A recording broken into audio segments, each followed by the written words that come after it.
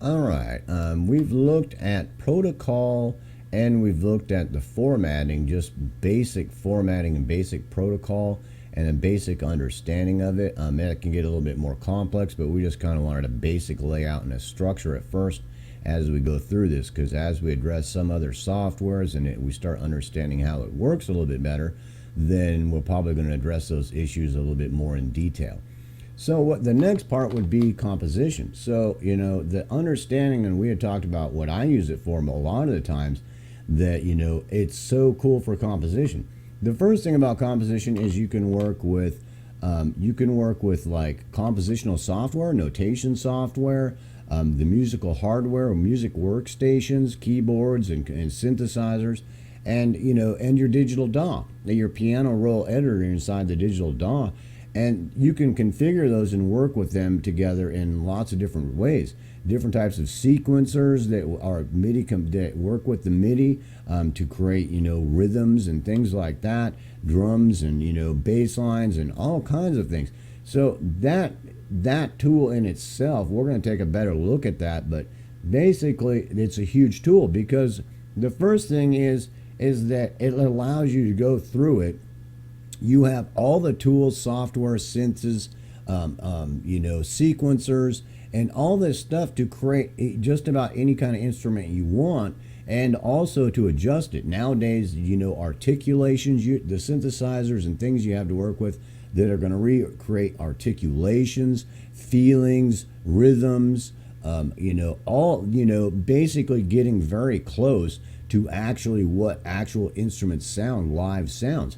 And with what you can do in the DAW nowadays, that it doesn't take much from that point to actually recreate something that it's very difficult to tell that a live band did not put that together. Heck, you can even recreate atmosphere and bleed on the tracks and background noise, whatever you want. I mean, by the time you get done with it, you would. I mean, if you really wanted to sound live, in a live performance, with the different aspects of the piano rolls, with humanizing it more and things like that, and then manually adjusting that a little bit if it sounds too mechanical, that you can do an entire performance of just about all instruments you can think of in that arena, and compose it.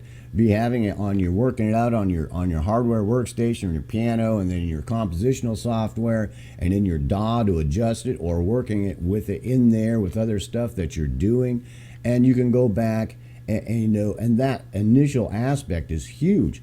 And the other part of it is being able to change things real easily, like changing the key, the tempo, the actual arrangement, reorder different sections however you want, copy and paste things all over the place, to use in different sections, or basic parts of it that you're going to adjust differently for different sections because of different movements, in your composition.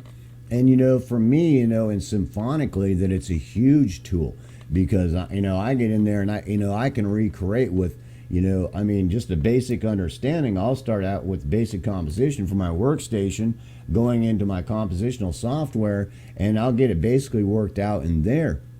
And then I'll start taking it into my DAW.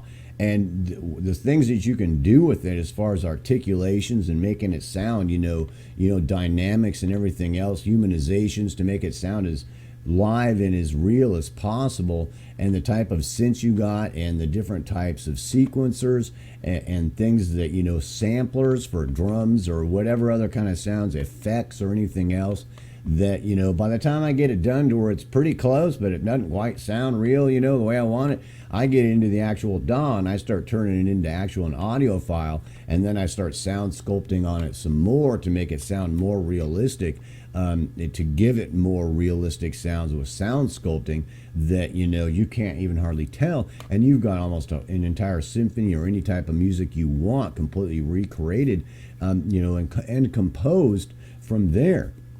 So that's a huge thing, and that's just a basic look at it, and the other part of it is being able to share that information, with other people, and that way that you can share basic grooves, drum tracks, basic compositional structures, to work from, because a lot of things, the basic structures can be, very basic for genres, and very, set, and it's like you might change it a little bit, change it up here and there, but you can actually put a library together that, this is my, my 4 or 5, set, files that I use for MIDI for doing like reggae, and then I adjust them and do things with them and switch them around and change positions, and sometimes I'll do something unique on it.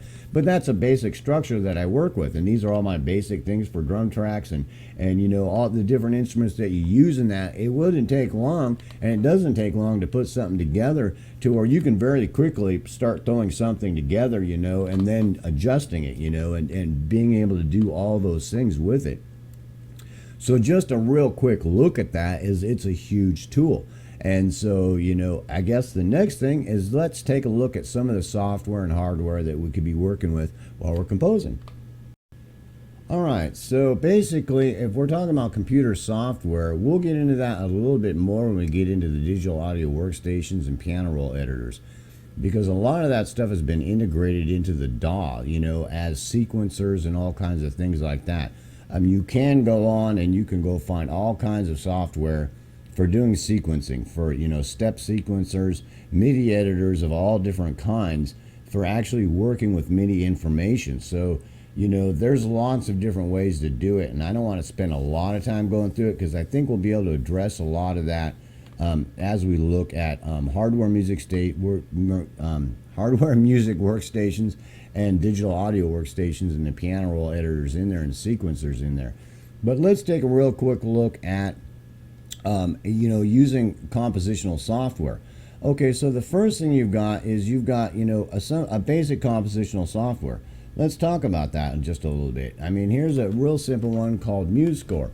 Now, the really cool thing about it is that basically you can run it into your interface or directly into your computer from your keyboard or your workstation, and actually work with your compositional software in real time so that you can sit there. One of the biggest things about that is that you can actually see the structures on the keyboard as you're composing, and you can see the structures you're trying to work out there as you're putting it together and in the compositional software at the same time.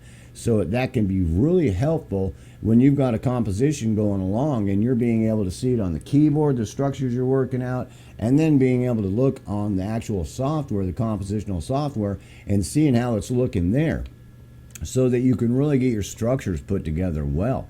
And the really cool thing about it also is that you can be going along, even if you're not a virtuoso pianist, that if you've got the basic theory in your head of understanding the structures and how music works and what scale you're working with and everything else that's going into that composition, that the basic, you don't have to go fast. You can go as slow as you want, one note at a time.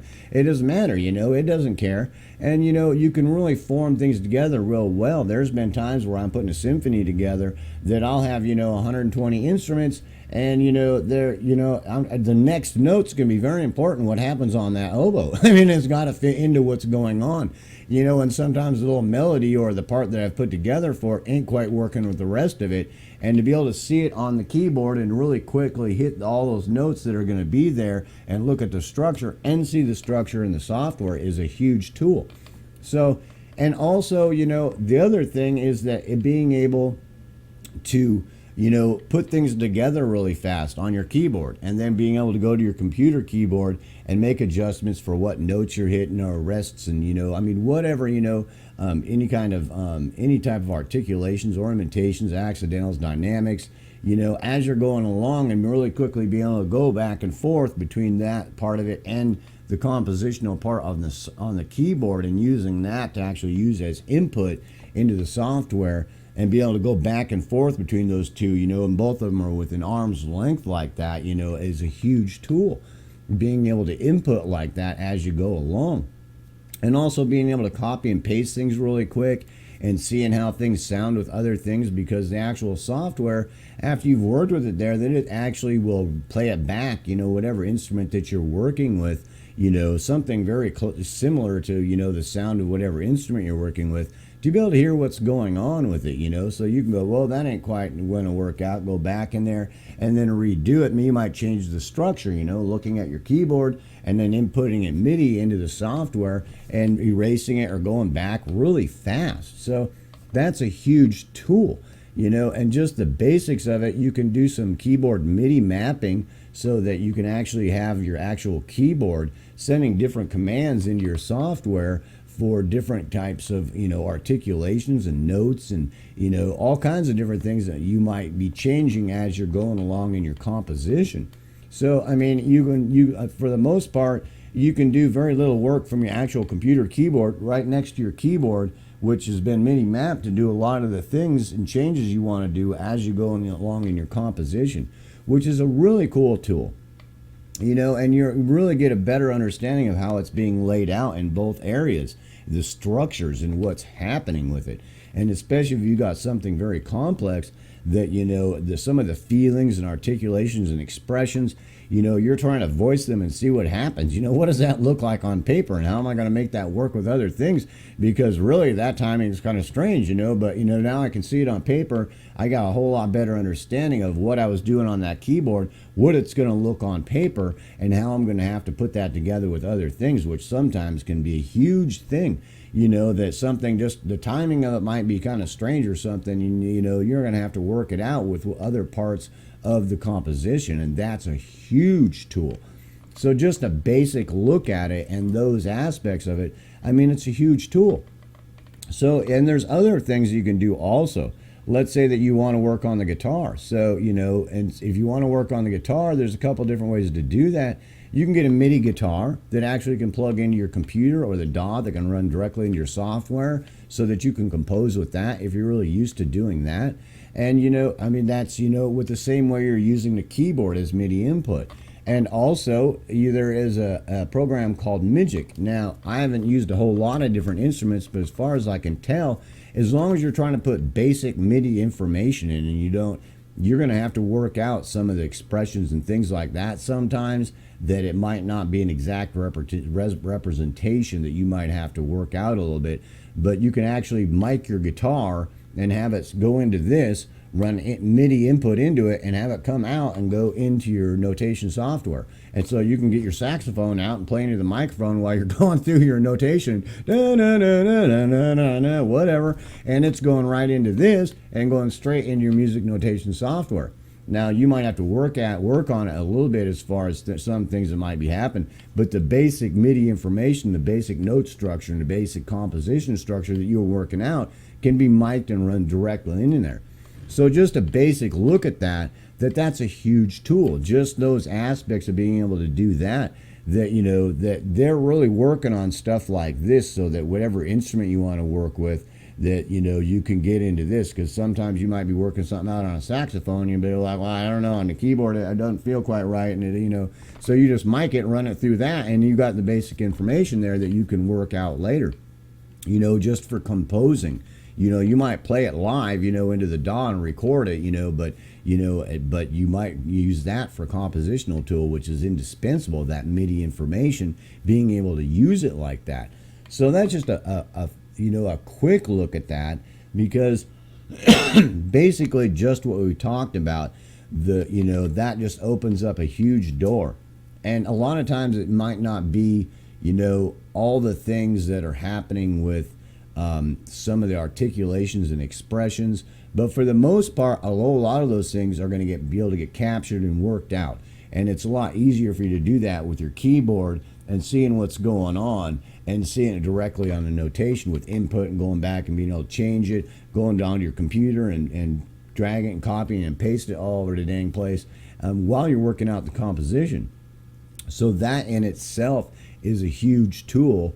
And some of the more expensive software can do some really cool things that are really that are going to deal with articulations and dynamics, and all those kind of things that might be happening in your composition very easily, you know, directly from your keyboard onto the notation piece of software, so that you can really work out most of those things really well and not have to spend so much time, you know, trying to do it by hand on your keyboard or writing things out on paper, that, you know, that's a huge tool.